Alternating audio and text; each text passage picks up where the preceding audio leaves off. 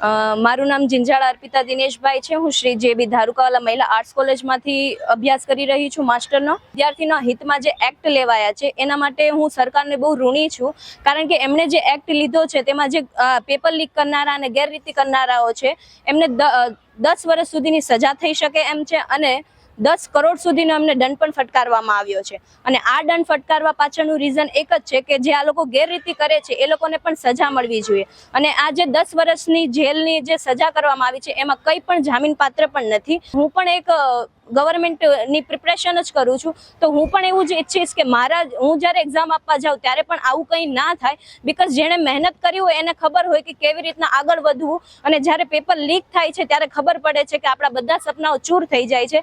સ્પર્ધાત્મક પરીક્ષાઓની તૈયારી કરનારા વિદ્યાર્થીઓના હિતમાં સરકારે જે ગેરરીતિ અટકાયત કાનૂન બનાવ્યો છે તેના માટે હું ખૂબ જ ઋણી છું અને તેમના વતી હું એમનો આભાર માનીશ।